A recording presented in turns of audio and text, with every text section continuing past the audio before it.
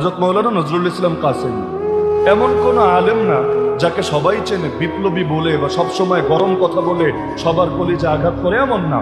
বরং যুবকদের ভেতরে দ্বীনের মেহনত করে, আল্লাহর বান্দাদেরকে জাগানোর চেষ্টা করে। তার মাহফিলে পর্যন্ত দেখলাম 2 পয়সার এমন সভাপতি, আল্লাহ হেদায়েত দান করবে আলেম রে, প্রকাশ্যে মাইক হাতে নিয়ে হযরতের শানে শুধু না গোটা আলেম সমাজের শানে ব্যবহৃত হয়ে যাচ্ছে।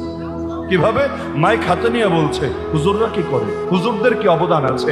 আমরা যারা টাকা পয়সা দিই, আমাদের টাকা পয়সায় সব চলে, মসজিদ মাদ্রাসা যাই হোক, আমরা যারা টাকা পয়সা দিই, আমরা স্টেজে উঠলেও পয়সা দিয়ে উঠি, আর হুজুররা তো ভাড়ায় খাটে। হুজুররা ওয়াজ করলেও তো পয়সার বিনিময়ে তারা ওয়াজ করে। তাহলে এই হুজুররা, ইমামরা, তারা কি পরিবর্তন করবে সমাজকে? তারা তো নির্দিষ্ট একটা ক্ষুদ্র দায়িত্ব নিয়ে আছে।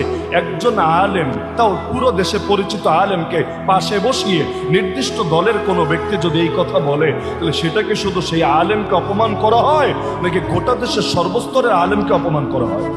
তাহলে এরকম কথা বলে আবার হাড্ডি গুড্ডি নিয়ে আমার মিশনই তো এই যুবকদেরকে নিয়ে খেলা। আমি তো যুবকদেরকে নিয়েই খেলি। যুবকদেরকে তো আমরাই তৈরি করছি। একটা দিন ছিল স্বপ্নে ভাবতে পারতো না।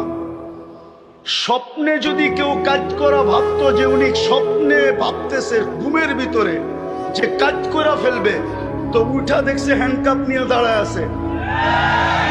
যদি জিজ্ঞাসা করে হ্যান্ডকাপ, বলে তুমি তো স্বপ্নে দেখতেছিলে না সরকার কাজ করবা। আমরা টেকনোলজির মাধ্যমে জেনে ফেলছি, বিধায় তোমার হাতে হাত করি পড়াইতে চলে আসছি। আমার দেশের যুবকরা স্বাধীনতা আইনা দিছে। যুবকরা যদি না দাঁড়াইতো, আরো 50 বছরের ভিতরও কারো স্বাধীনতা আনার ক্ষমতা ছিল না। বিধায় আমার যুবকদেরকে নিয়ে কোথায়